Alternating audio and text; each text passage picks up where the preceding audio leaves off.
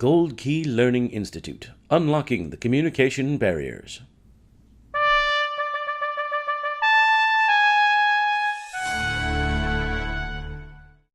Hello, and welcome to the podcast, How God Speaks to Us, from Gold Key Learning Institute. I'm your host, Chris Jabbas. In this podcast series, Dr. Richard D. Grant Jr. will lead you on a journey revealing how the Bible may be interpreted through the Myers Briggs personality types. You will understand how God communicates and connects with each one of us in exactly the way we need Him to. Dr. Grant's unique perspective will give you a better understanding of the Bible and yourself as he opens your mind and entertains you with humorous examples. In this episode, Dr. Grant will be talking about more lessons from Peter. This is segment 4 of 30 for those listening in order. All right, let's get to the seminar. Now, Simon has many encounters with Jesus where he totally goofs up, and he doesn't think the way God thinks. He thinks the way humans think. But he never counted on betraying Jesus. Never. Well, even if all leave you, I would never leave you. Even if I had to die for you, he said. Oh, Simon, said Jesus, Satan wants to sift you like wheat, but I have prayed for you. And when you have turned, you strengthen your brothers, he said. And Simon betrayed him. He was torn apart at the core of his moral self-esteem. He didn't know he had that in himself, that he was such a coward. And Jesus rose from the dead, and Simon saw him. And others talked to Simon about how they'd seen Jesus too. And Simon was bewildered. He didn't know how to live with himself anymore. And so he thought, I met him when I was fishing. Maybe if I go back fishing. I'm going fishing, he told the others. This is John 21st chapter. And the others said, we'll go with you. Here's a recap of Simon's life, of Peter's life. They go out fishing in the night, and all through the night they labor and catch nothing. Here we go again, the dark night of the soul. Then at daybreak, there's someone on the shore. It's Jesus, but they don't know that it's Jesus. And he calls to them, little children, have you caught anything to eat? Not a thing, they answered. Cast your net over on the starboard side, and you'll catch something. And they cast their net over on the starboard side, and they caught a huge haul of fish. Again, this abundance of life streaming up from the depths. And the disciple who could see with his heart, John, the disciple Jesus loved, said to Peter, it's him. It's the Lord. And Peter wrapped a cloak on himself because he was naked and leaped into the water. Poor Peter, just like us, stripped of everything at the end. We're stripped of everything, all pretense, all that we thought made us worthy. And he leaps into the water, just like he walked on the water before, but an image of baptism. And he goes toward shore as fast as he can. And the others bring the net in. They're about 100 yards from shore, pulling the net full of fish. Jesus is sitting there on the shore with a charcoal fire burning. And he says to them, bring some of the fish you just caught. You caught these. And Simon goes to the net and brings some fish. There were 153 big ones. And the writer says, and in spite of the great number, the net was not torn. Not this time. By the power of the resurrection of Christ, our nets, our conscious categories, our minds can hold the life that comes up from the depths.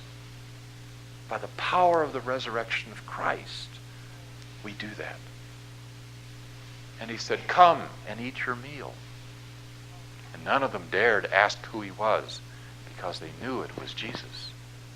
And then he turned to Peter and he said, Simon, son of John, do you love me more than these?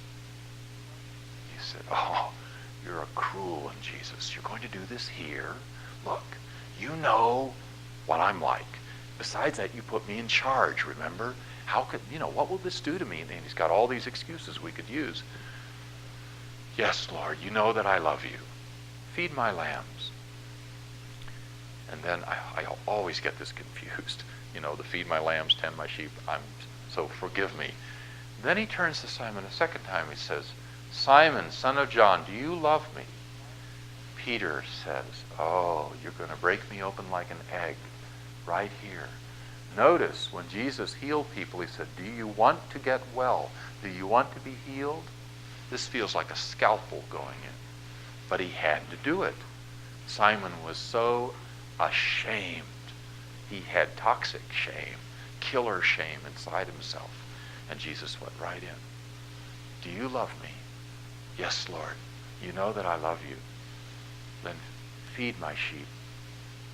Or tend my sheep, feed my sheep, help. Then he turned to him a third time. Simon, son of John, do you love me? Peter was hurt because he asked him a third time, do you love me? And he said, yes, Lord. You know everything. I've got nothing left. You know well that I love you. He said, then tend my sheep. I'm telling you, Simon, as a young person, you girded yourself and went about as you pleased. But when you are older, another will bind you and carry you off against your will. He said this to indicate the manner of death by which Peter would glorify God. When we are young, we think we're in charge of our lives. We make our decisions, we get our jobs, we do whatever we do. And as we get older, all of those decisions, all of the circumstances of our lives begin to bind us and carry us off in a direction we'd rather not go.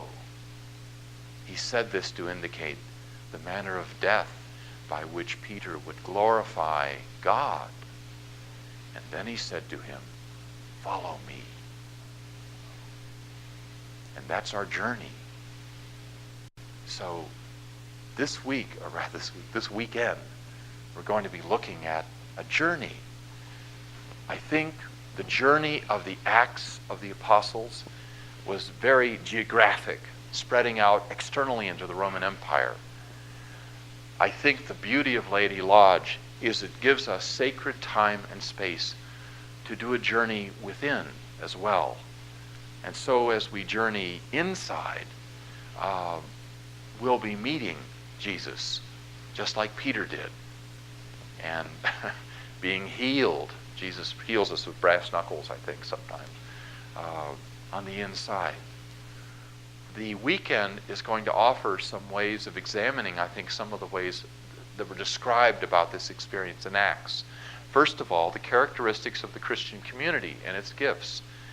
Tonight, I'm going to ask if you'd kindly take a set of handouts. The stack of them are on the corner there. If you take one when you go to your room, when you're retiring, on the top of the handouts is a 4-page assessment of yourself. Sorry, long trip, but this one goes pretty fast. It's a little assessment. Now wait, it's a big payoff though. You do it tomorrow, but before we get together at 9, right? 30. Okay, so you got some time tomorrow morning too. It's called the Keirsey Temperament Sorter. It looks at psychological type preferences, which is one of the best ways of examining the positive gifts that we have. And we're going to examine that as a community tomorrow morning. Okay? And then tomorrow afternoon we'll be examining, later in the afternoon, examining healing and examining our need for healing. And then Sunday we'll be looking at some of the solutions, I think, that are offered to us on our path of healing and forgiveness. So that is the proposed weekend. God will dispose as we go through it. So if you would please, everybody get a copy of the handouts, and if you would fill it out, and you'll wind up getting a little score if you tallied up, and bring that in all scored when we meet tomorrow at 9:30. I think you'll find it very interesting. Thanks. Thank you for listening to this podcast from the Gold Key Learning Institute. In our next episode, Dr. Grant will discuss Introduction to Psychological Types. If you have found this content useful, we would recommend you visit our website, goldkeylearninginstitute.com, and sign up for our audio and video updates. We will alert you when our next episode is published, as well as highlight additional resources we have available. Until next time, have a blessed day. Thank you for watching this video. If you liked this content, please subscribe by clicking the red button in our video here, or you can click the red subscribe button beneath this video if you are watching on YouTube.